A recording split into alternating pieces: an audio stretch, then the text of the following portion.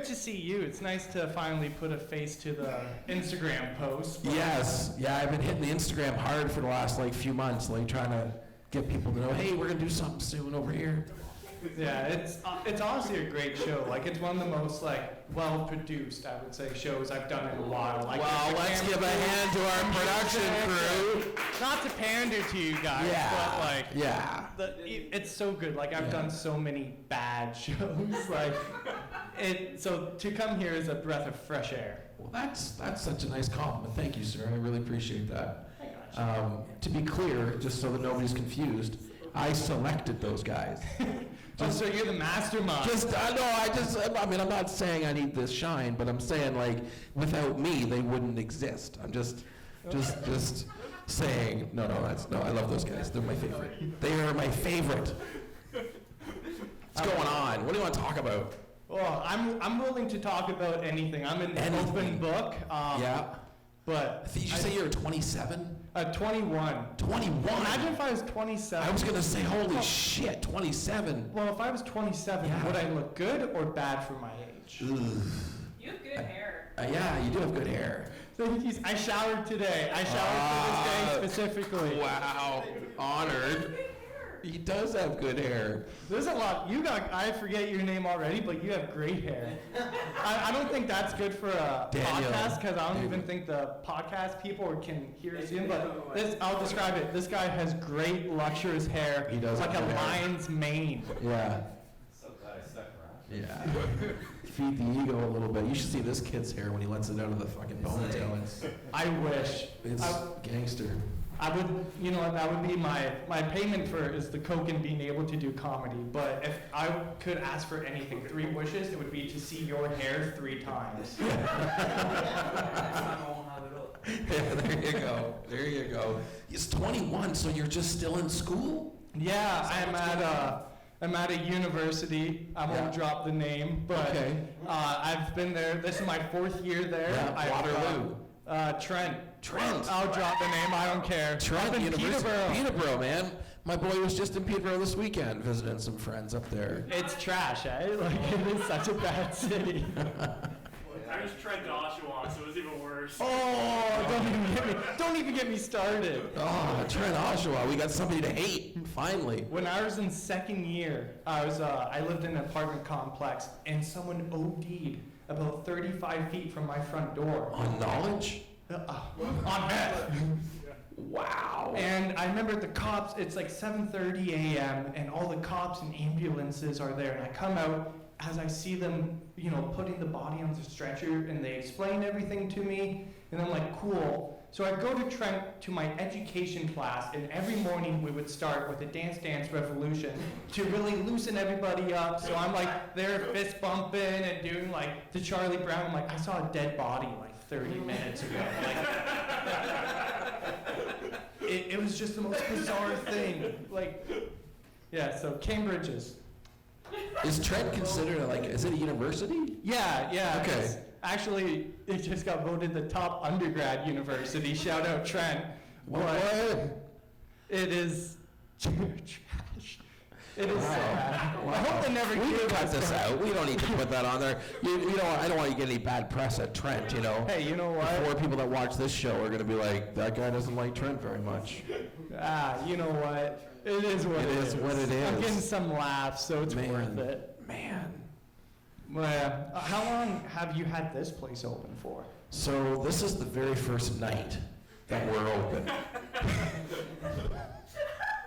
So one day. It's 1 day old. I'm part of history. You're part of the inauguration. People didn't understand how important this is, but this was the day that we were open as Silly Side TV to make comedy shows. I'm really glad you didn't tell me that at the beginning. I would have been sweating way more than I was. Yeah, it would have sounded more surreal. Yeah, no, there was, this place has been other things. Oh, okay. Right, it was other things. So a number of years ago, it was a restaurant that I owned and built in the space, and then I sold that restaurant to somebody else, and that person ran the restaurant for a few years until COVID came and killed their business, right? And then, so I got the building back because I still owned the building but didn't own the business. So I got the building back, and then we're like, well, we don't open another restaurant right now. It would be silly. COVID, Yeah, of course. not the best time to open restaurants. When there's not COVID is a bad time to open a restaurant. So we're like, what do we do with the space? And then we've come up with some creative ideas of how to use it. And because I just got into comedy and I'm in love with comedy, I was like, I want to do comedy. Yeah. So that's what we're doing. Yeah, it's honestly a great, this is your first day, and I was Yes. stalking the Instagram to kind of see what I was about to Yeah. enter into. And, for the first day, this club is well beyond most shows I've been on. Not to I feel like I got a little sunshine blowing up my butt right now, but I'm not hating it. I'm just aware. I'm not hitting aware. on you. I'm just Yeah. trying to speak my truth. Yeah. If I didn't like the show, I probably would have left already. Totally, I would have left too. Like the first 8 people that left already, they hated the show. Oh yeah, They hated it, they just right? didn't like the vibe Yeah. we were putting out. Yeah, they didn't like they left and they were like, fuck you, Brent. I hate you and I hate comedy. No, it's good. Lost awards or lost? Lost. Is there an S or a T? Let's just do a group Lost. census. Lost? Lost. Lost 4 words. I don't know if you guys can tell, but I have a speech impediment. What? I thought that was your shit. I thought that's how you were not Bobcat Gold. What's his name in? Not that guy? I don't know who you're talking about, but I did the reference. And I'm 20. Fuck yeah, I forget how old I am, and I forget how young you are, and he is, and not so much you, but behind you, those guys, fucking young. And I forget, because I think, why wouldn't you get, a reference from a comedian from the 80s that was in Police Academy? Why wouldn't you? Oh, I've seen Police Academy at least. Why wouldn't you get that reference? I try my best. I really do. Who's your favorite comedian? Oh, I'm scared right now. let's go. I really like Rory Scovill. He has a Netflix special. It's called Try Stand Up for the First Time. Okay. It's really good. Yeah. He also has a podcast Yeah. called That's the Pod. I'm not even getting paid. Why am Fuck. John Mulaney, Anthony Jeselnik, Okay. George Carlin, Steve Martin. So you do get back a little further. Okay, you did Oh, some yeah. research. Yeah. Okay. I got this. Don't you worry. Yeah, okay. Let's keep going. You're a Steve Martin guy. Is that just the name that came to your mind, or do you actually like Steve Martin? No, I actually have a record player, so I bought all of his old Nice. vinyls. And Right. I was watching this old clip of Kind of want to come to your house and listen to some albums. Let's just hang out. My parents. No, you know what? No, bring the album player here. It's less weird if we do it here. It's Yeah. less. Hey, Mom, meet my 50-year-old best friend. Yeah. We're going in my bedroom for 3 hours. We're Don't knock. going to listen to some records, Mom. It's all good. What you should do is, as you're walking down my stairs, just start taking off your handkerchief and Right, yeah. unbuttoning your shirt. Well, that's That's a too given. far. no, that's just the beginning, son. What about your wife? Let's just ask her. Was that Yes. too far? He really likes handkerchiefs. But yeah, I love that. I love his bit. He has this huge song at the end of his special. I can't remember what it was. Okay. But then this guitar ascends from Yes. the top of the stage, and then he grabs the guitar and he fiddles with it for about 1 Yeah. minute, and then plucks one string and then hooks it back up, and the guitar ascends back up. I mean, brilliant. Nice. Yeah, it's just classic comedy. That's just so good. Anybody new that's doing it good online that you're paying attention to that captures your attention? Yeah, in the Toronto scene, there's this one comedian, Kyle Lucy. Okay. He's really, really good. Okay. He's a killer. Not overseas, America. America. America. Mark Normand. He's not young, but he's coming up there as Sam Morrell. Okay. Those are 2 comedians I listen to a lot Yeah. that they're really good as well. But a lot of, I did meet, don't mean to brag, but Sure. Russell Peters. Russell Peters, my man. Listen, I've been communicating back and forth. I shouldn't say back and forth. I've been communicating forth with Russell Peters for a number of months.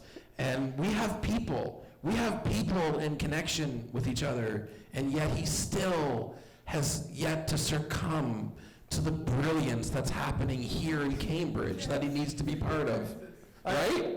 Russell Peters, even my guy that's supposed to be here is one of our board of directors, supposed to be one of the audience members tonight. Good thing he didn't come, he wouldn't have fit. But he's friends with a guy that stays at Russell Peters' house in LA when he visits. Really? Like, this has to happen, right? Like, as much as Justin Bieber needs to play music here, Russell Peters has to come here and do comedy. Because that's just where we live. I agree. I even, You got to meet him. Sorry, I cut you off. Oh, yeah.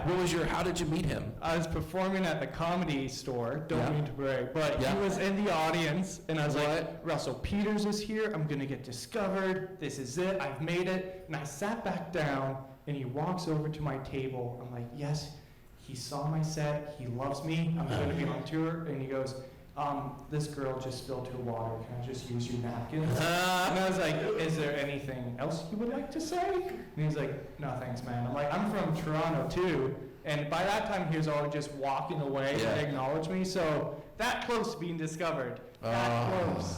That close. We'll get him. And when we get him here, I'll make sure you're here, and I'll be like, listen, he needs more than a napkin. Yeah, He needs a bump. I do. That's it.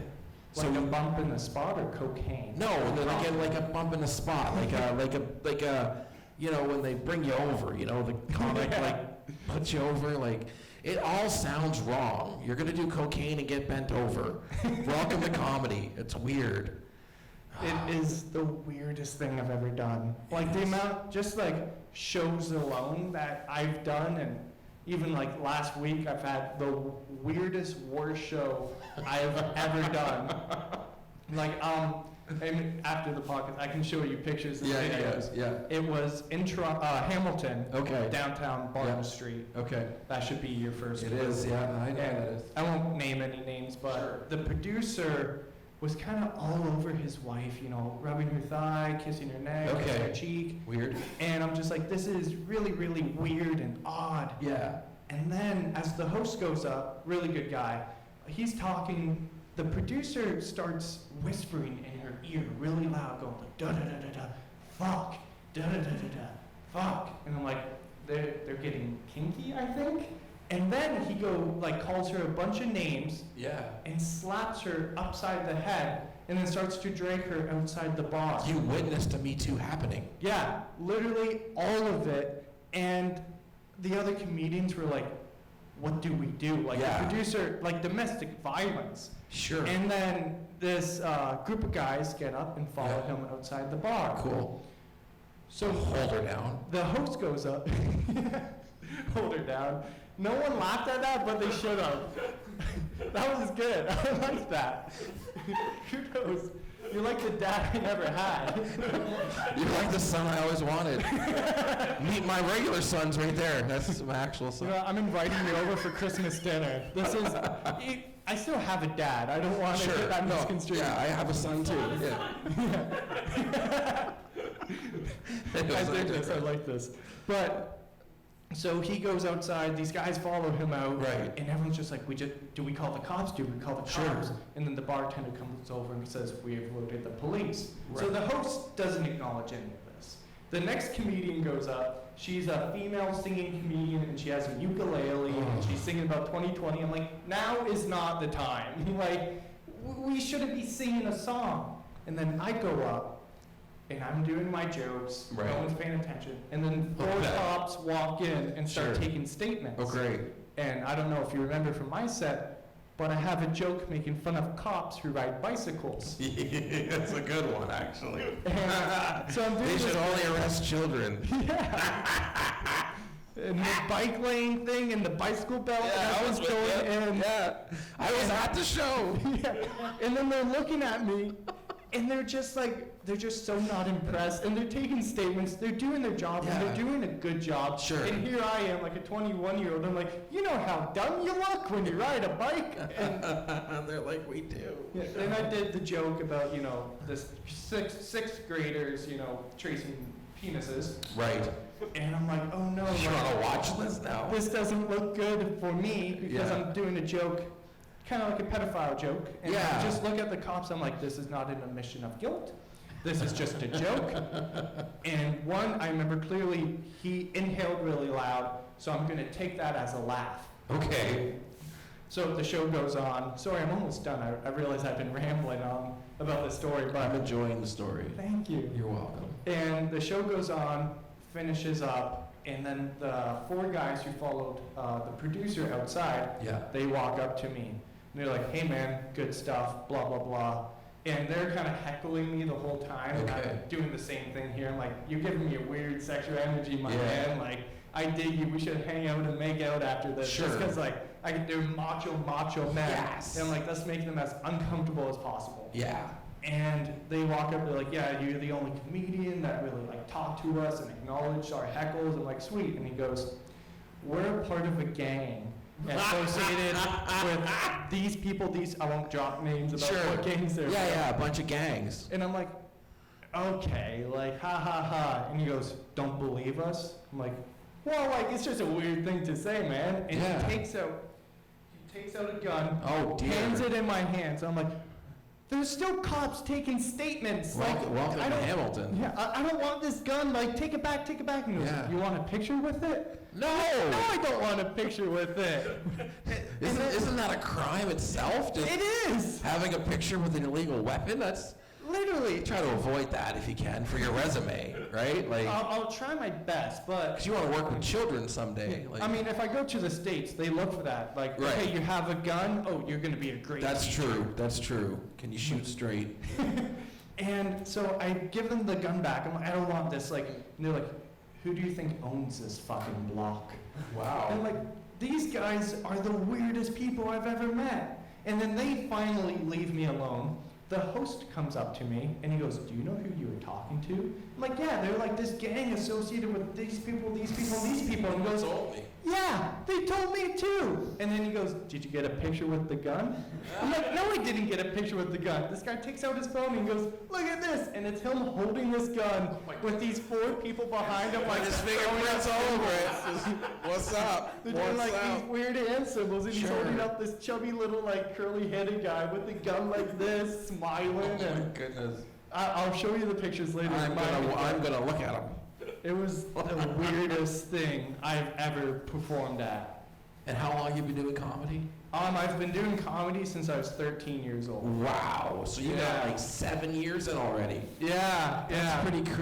I mean, I have like 7 months. You have 7 years. Yeah, it started out rough, for right. sure. Mostly playgrounds, Yeah. swing set, hanging out there. You guys know when you're on the swing set and then people come over and want to go on the swings, like it's just bullshit jokes. Yeah.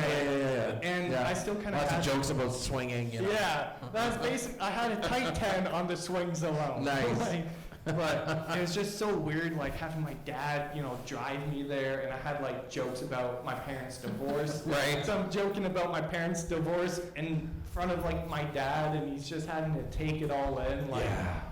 there's no hope for this kid. But, Wow.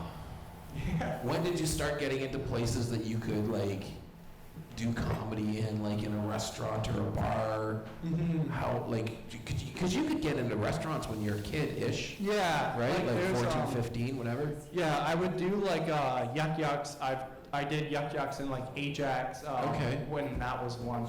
I don't know if it still is. I think it moved to Oshawa maybe. Yeah. But I had Ajax. Those pop-up ones, those pop-up. Yeah, I yeah, remember yeah. those, yeah.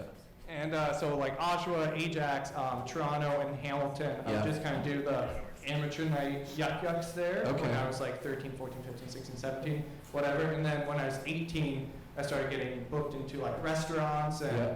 I traveled to New York. I did a bunch of shows there. Nice. And then when I was 19, I went to LA Yeah. and did shows there. But it wasn't until I was officially 19 I could do. The comedy bar wouldn't have me until I was Okay. 19. Same with like the Laughter Luau, Yeah. Luau, whatever it's called.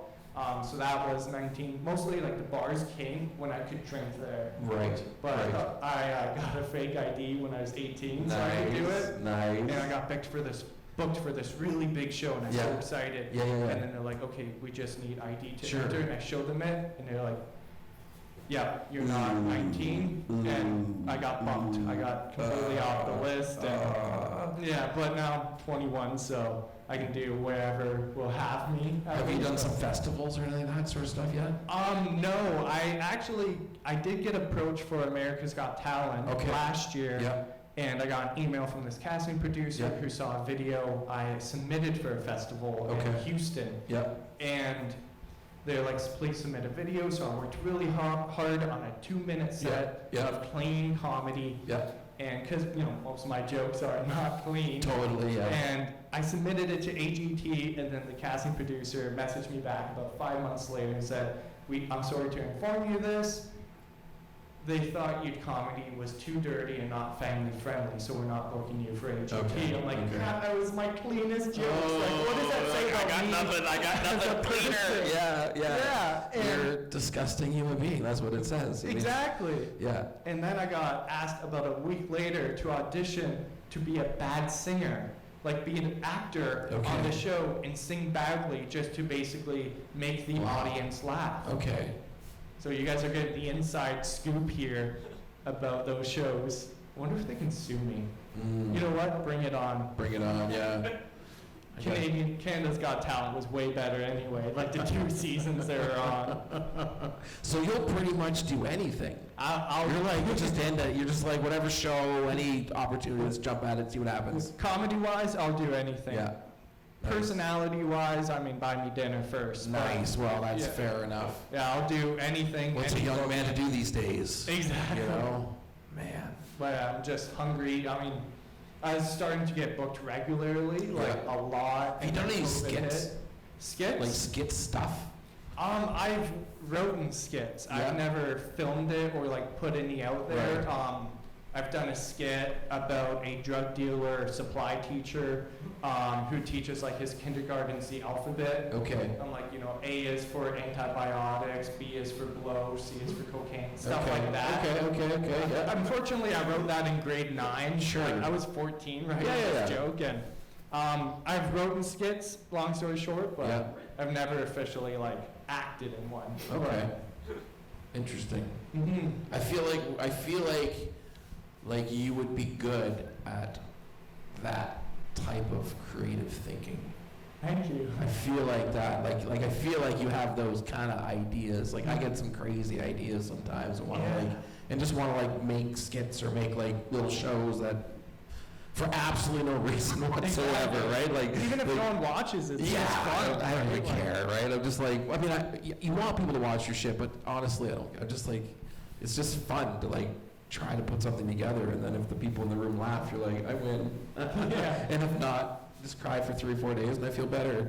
Exactly. That's it. That's all it takes. Yeah, skits are. That's kind of what I want to like transition into in the future. Yeah. Because like, there's so many bits. I'm sure the other comedians here can attest to this. Like, you think of an idea and you think of a bit, but it won't work on stage. You know what I mean? Like, you don't know how to put it into a stand-up thing, but you're like, oh, this would be great as a skit, because like I thought of bits where it involves like 3 people and it needs to be a scene or a setting, and it's just like it's just too much to really say on stage. It has to be like acted out. But I like it. I think we should do some of those in the future. I'm in. This I is like my that. verbal agreement. Your I'm verbal agreement. What's What's your longest set? Um, Like how long can you go? That sounds so dirty. Young man, how long can you go? I have a whole other story for this. This is really short. Well, it could be long, but Well, it's a podcast. If it's under 6 hours, it doesn't count. I did this show in Keene. Keene is about 20 minutes west of Peterborough. I know where Keene is. Jesus Christ. I went to Keene and I still didn't know where it was. Yeah. Really? I kind of grew up in Port Hope area, so I know okay. that kind of area over there. You and me, man. Like, Yeah. I like you. There you go. But yeah, so it's this really, really weird place. I show up to the address and it's a church. And my girlfriend came with me. I just looked at her and I was like, we should leave. Because I know the jokes I have, and this is a church. And so I was just so disgruntled. And I finally agreed. I walked in, and it was just 4 people in the whole place. 2 people working the kitchen staff, an 8-year-old child, and then the producer. And you've seen my jokes, and you know it is not 8-year-old You didn't friendly. tailor them to you didn't dial them back to 8-year-old level of I drawing? should have done You should have my- been like, so these 8-year-olds were drawing my dick with chalk, then it would have been more relatable. What I should have done, I should have just done my swing set jokes. Yes, your swing set jokes. You guys remember when you're on a swing set, and then, I should have just been like, hey, You'd go up, and then you'd come down, and then you'd go up, and you'd down, and then you wonder, why am I doing this? and then you do that thing where you take the chains and you twist them, so you Yes. go around really fast. Yeah, and then when you get old enough, you become a dick, and you like throw it so the other kids can't use it. You like throw it up and ruin it for everybody. Yeah. But I go there, and the kitchen staff is like, you must be Brad. So I'm like, crap, I'm the last comedian here. Right. Like, I hate being the last one, even though I was the last one here today. Yeah. But I'm like, yeah, and they're like, okay, the producer's over there. So I go talk to him, and he goes, Brad Martin, star of the show. And I'm like, okay. And he goes, yeah, full disclosure between you and me, all the other comics canceled. So, you know how I told you to perform 8 to 20 minutes? Yeah. Can you do an hour? An hour. I'm like, that is such a vast difference. A vast difference from like 20 minutes to an hour. So I'm like, I don't have an hour, man. Right. So I went up there, I just did a bunch of jokes. They didn't like me because it's, mind you, a church. Right. A church family. They had about 2 minutes into my show. Shut up. Like the 2 kitchen staff, nope, the 2 kitchen staff, the child, the producer, and my girlfriend. That was the audience. Your girlfriend's only got so many sympathy laughs. I mean, she's heard it all before. Exactly. She's gonna try, but I mean, it's tough. She's heard all the jokes, and so she didn't laugh, and none of the other people laughed.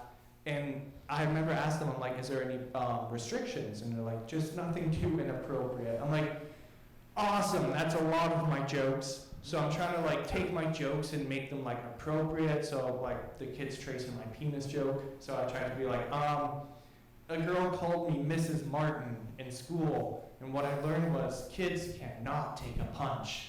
And then they still didn't like that. I'm like, man, I'm trying to dumb it down for y'all.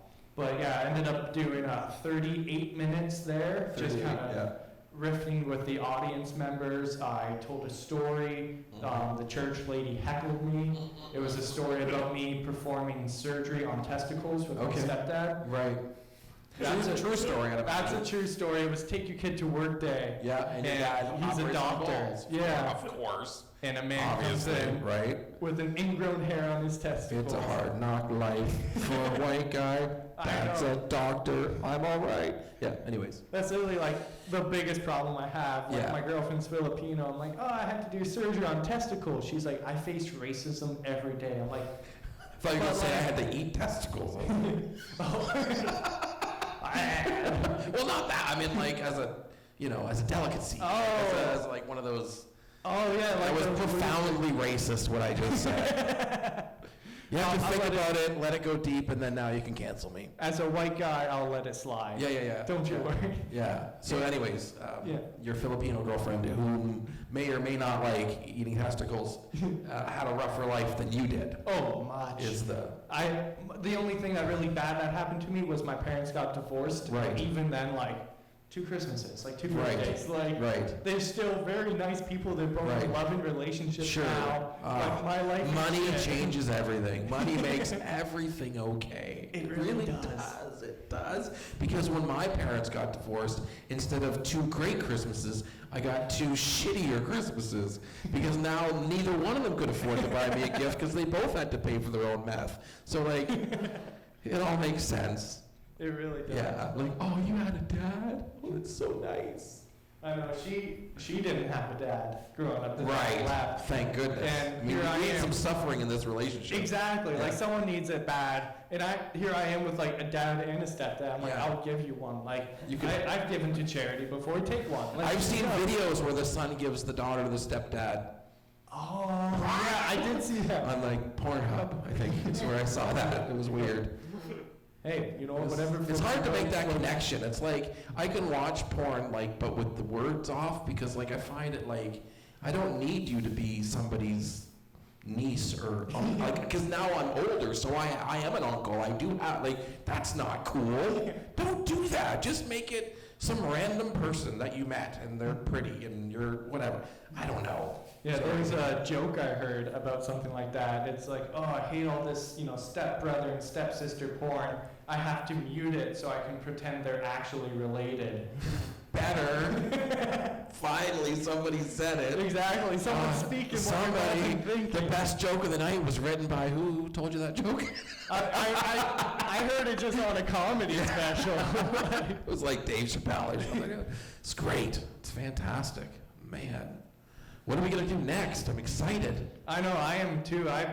I mean, I've been here once. I mean, this is the first night it's been Yes. open, and I'm already itching to come back. Like, Perfect. I like the vibe. I like the. Do you like the idea of doing, so the idea is to do these Wednesday shows, give people a place to practice, hang out, mostly comics, and then on Friday, bring in, because we can have like about 20, in today's COVID rules, if nothing's changed as of today, this time, we can have about 50 people in the building.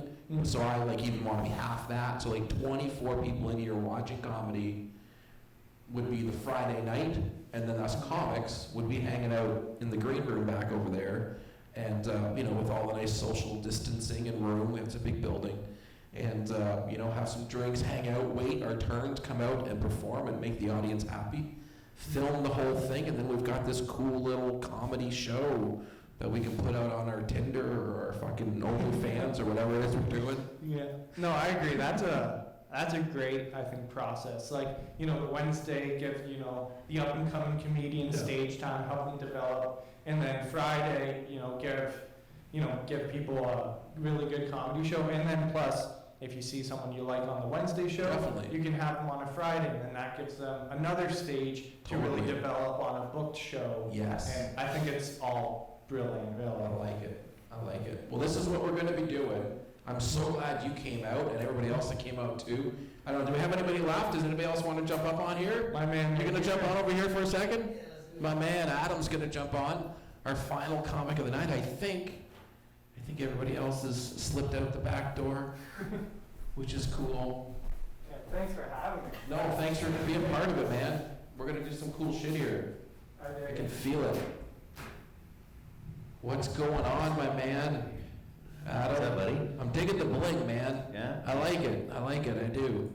Yeah. I do. I used to be a big drug dealer. Oh. I was a bigger drug addict. Okay. Wow. We're gonna just lead right into that, eh? I would just thought you had a nice watch. I thought that was cool, but I'm happy to see that that through a life of crime that you're still able to enjoy the niceties. Yeah, that's why really just to remind me, I don't need to sell drugs to have nice things. Yes. That's a cool thing, the way to look at it. That's a good way to look at it. Nice. So tonight was it, man. Yeah. You fucking did it. You fucking got up there and you did your jokes and people laughed. Yeah. And it must have been fucking awesome. I felt pretty good. I was really, really nervous at first. Yeah. As soon as I heard a couple of people start laughing, I felt a bit better. Yeah. I was suspicious that you might be a little bit nervous the 28th time you messaged me today. Yeah. I was trying to find out if I was going to be the only first timer here. And I was, and I guess it went all right. It was good. Yeah, it was fantastic. You couldn't have asked for like a better room for your first room, because it's like everybody in this room has been exactly where you were. And I know that there was myself and there's two others that have been doing this for under a year, or at least 1 year, like 1 year or less. So there was 8 comics, so half of us, you included, are like new. So like you were in a great room, because we fucking, we get it. We were just there. It was pretty comfortable. Yeah. We were just there. So how long you been working on your jokes? Probably, since COVID started. But I've wanted to try stand-up. I've listened to a lot of podcasts, like Yeah. Jim Norton and Sam Roberts. I've seen all the old Opie and Anthony. Yeah. And all their bits and stories, I find I always have something to relate to it. Yeah. And I always want to call in and share my story. And I just got to figure out how to put these stories into jokes. Nice. Yeah. So I got a lot of like 7 years worth of drug dealing and drug using stories. Sure. And yeah, if I can make those funny and not sad. Right. I've been to over 100. Sorry, correct, 1,000. I've been to over 1,000 Alcoholics Anonymous meetings. Oh yeah. Right. Yeah. And that was before I was 12. True story. I should use that on stage. It's like it made them laugh. But yeah, that's a true story because one of my parents was an Alcoholics Anonymous, and my brother and I would kill each other if we stayed home together. So one of us had to go, and it was always me. I was the youngest, so I always had to go. So 3-4 days a week, every day for years, I was going to these meetings, and holy fucking shit, they cannot tell a funny story. Jesus Christ. I mean, some of them did, but very rare. It was always horrible bedtime stories. Yeah. It was never funny ones. But if you could put that, because some dudes can, and it's hilarious, right? Because it's dark, Yeah. right? Some of those dark spaces, but, put light on them and make them funny. Yeah. I spent some time in the rooms too, and coincidentally enough, tomorrow, 8 years ago, so November 19th, 2012, was like the last time I was arrested, the last time, I got clean and got my shit together. Cool. Eventually got a real job after going to rehab and things like that. But my life's totally changed since then, only for the better. It's been great. Nice. Get some applause from the small but mighty crowd. Nice. Well, your set was interesting, man. I liked what you did. I liked your raw childhood, Yeah. masturbatory humor. Yeah, I think a lot of the stuff, we've all been through it, but not many people talk about it. Yeah, So, yeah. it's good to talk about. Yeah. Free therapy. Yeah. Feels good to get it out, right? Like, what's that, buddy? You like that? Feels good to get it out, man. The comedy, to get it out, to do it. Yeah, it feels good. When you're masturbating, it feels good to get it out. We agree with that. Thank you from the Toilet Factory. My production crew's new nickname, Toilet Factory. No, being able to do it. I remember doing it for the first time like it was yesterday because it was only a few weeks ago. Yeah. Right? And it's like, just, you think about it, you want to do it, you're excited to do it, and then like, finally it happens, and you're just like, I can't remember another time in my life, other than when you're a kid, when you have that type of vibe. Yeah. When it's like you're looking forward to trying something, you want to try something, you want to do something, you're scared, you don't do it, you wait, you think you're stupid, you tell yourself you're an idiot for not trying, but then you don't do it again, and then it happens a bunch of times, and then finally you're like, fuck it, I'm doing it today, and then you go, and yours was actually way better than mine was. Mine was horrible. It was absolutely horrible. But it was awesome because you did it, and then it was done. Yeah, it And felt now, good. and now you can say, like, you're an old Mike comic. Yeah, even in grade school, I was terrified of public speaking. Like, Yeah. when you had to do a speech, I'd always wait for last, and I should have always just done it first and got it over with. And I'd wait till it was second next to my turn and asked to go to the washroom, and then I'd fuck off to where the teacher would have to come and find me, or they sent a student to come and find me. And yeah, I guess I still have that fear, but Just gotta avoid it. get over it. Yeah. Got over it today, that's for sure. Damn. That other guy that was here, one of the other guys, the guy that went last, he did a run down in LA as well that he was briefly talking to me about, and about being able to do all the different clubs down there and stuff. And that's definitely like, even if it's for a short period, like even if it's for like, even if it was in a couple of weeks, doesn't matter. But it's being in that environment where you can go and do a show at 6, a show at 7, a show at 8, a show at 9, and bounce around a little area and just do them, and just get those sets in. It's like, that's like the best way to get your legs under you, is just do a bunch of shows. But now with this COVID stuff, it's like, it's really slowed the halt down on that. So it's almost like now you have to go super internal and practice in your own head, and practice in your own phone, and your mirror, and your this, and that. Practice to yourself, and just have some bizarre confidence that whatever it is you're saying might be funny. Yeah. I mean, I was able to stand on a corner and sell cocaine or heroin, but I'm terrified to get on the To stage. get on there, right? Tell some jokes. Yeah. I remember I was super scared. I was so scared of this one show. It was like the first show I did by myself where I didn't know anybody else that was there. And it was maybe my 12th or 15th show. And it was a 15-minute set. And so I get there and I check in and everything, and I'm nervous because like I don't know anybody in there. I don't know any of the people. I don't know anybody, none of the comics. And I'm waiting for my turn, probably just like you were tonight, you know, you're waiting for your turn, waiting to go out. And I was like shaking, and I was like, wow, I'm fucking losing it. And then I was like, wait a second, like, you were a single dad, you raised a kid, you know, you worked yourself out of poverty, you did this, you did that. Like I told myself this little story, you know, like this little story. And I was like, you did all that and you're fucking nervous right now? Like, no, right? And then I just like, stopped shaking, and I was like, cool, all right, right? And then like, but I had to like really like address myself until I got there, and then I didn't get scared again until the next like bigger show. And then the first bigger show I did, I got a little bit scared again, and then I kind of had that talk with myself. And, but yeah, it's pretty cool. Yeah, I had bursts of confidence all day too. Yeah. Then it would disappear. Yeah. And I'd be judging myself, and I'm not going to be able to do it. Trying to talk myself out of doing it.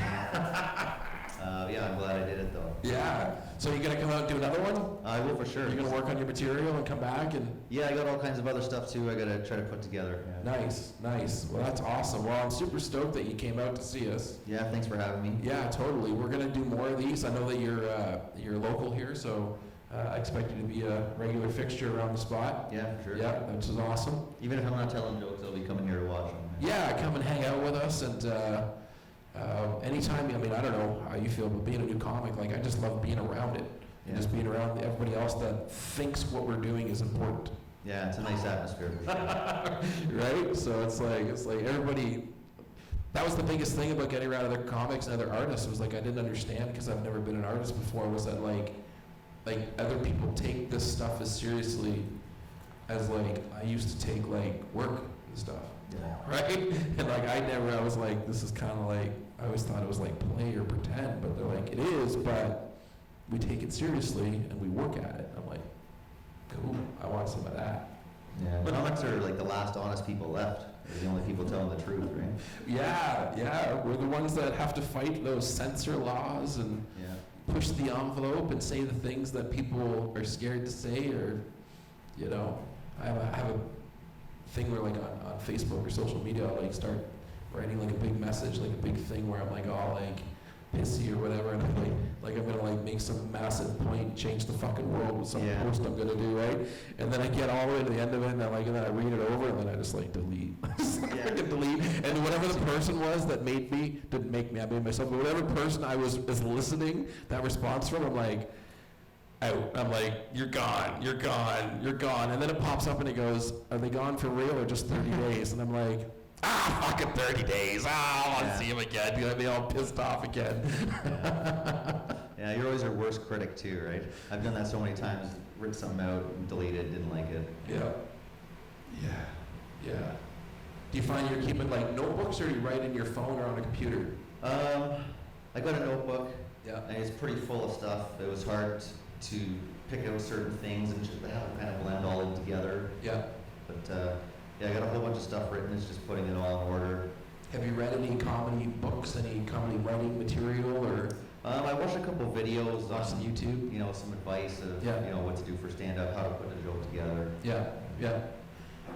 I remember like the one dude told me right away, it was like, stories are not funny. Stories are not comedy. Don't do stories. Yeah. And I'm like, I only know the stories that are my life that I think are funny. Like I don't understand.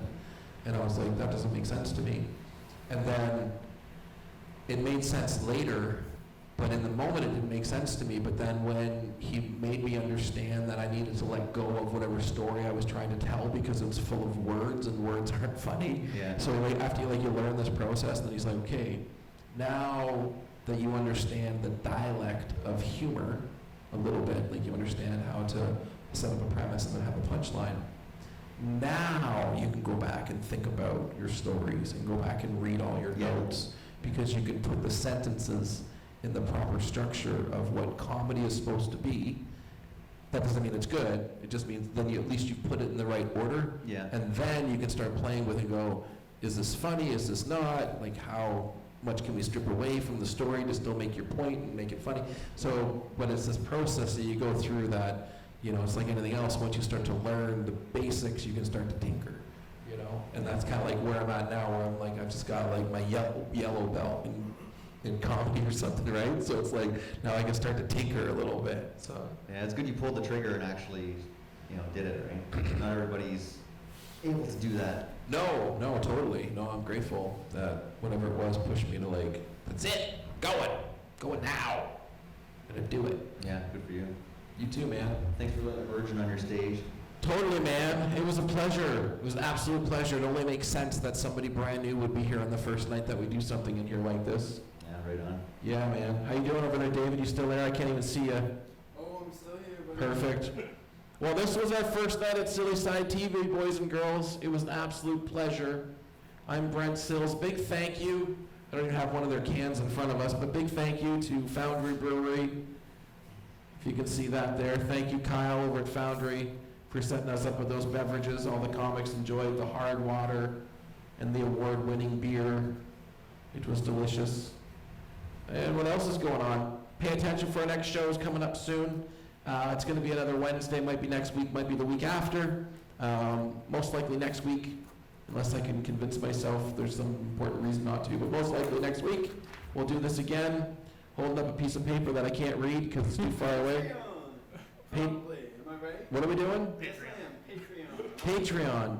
We're going to be setting up our Patreon account real soon in the next few days, and we're going to be putting our very first piece of content on there, which is my special, which is my full-length feature special that we filmed 2 weeks ago, self-entitled Brent Sills, I'm Special. How long is that? How long is the special? length of it? Yeah. I did an hour and 16 minutes. Jesus, already, eh? An hour and 16. Good for you. Everybody else I've lied and said 120. I'm not gonna lie, but I didn't want to like. I was like, this guy had sold drugs. You can probably tell if I'm lying.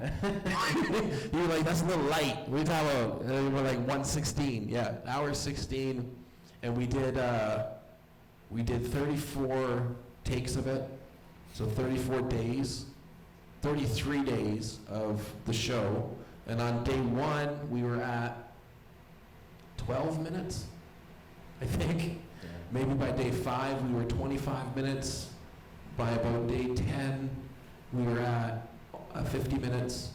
And then it got better, worse, and then all the way to the end, where we ended up with an hour 16. And I didn't really miss anything in my whole show. Like, I did the whole set list. I didn't really miss anything. But the thing was that, like, usually when you do comedy, you could go and you could do your show like 100 times, like around places, right? Yeah. And then make a special, right? So you're all like, by then you're good, right? Like, you know what you're doing, right? And so, but this was different because I just practiced for 30 days or so and then just did it one shot, one bullet. We could only afford to get a production team one time, right? So, and we even went outside these guys. These guys did the making of our whole special, but then we also brought in like a full crew, and we filmed it down at the Foundry Brewery, where the beer's from, and they have a big, huge, massive theater there, 40-foot stage, 40-foot television behind it, like the big Videotron. Yeah, so it was really cool. I saw a shadow go by. It was my hand. I went like that, and I was like, "What's going on?" Okay, guys, thanks for coming out. This is Silly Side TV. This is Brent, sitting here with my buddy Adam. We'll see you guys next time. Thanks for coming out. Thanks, Brent.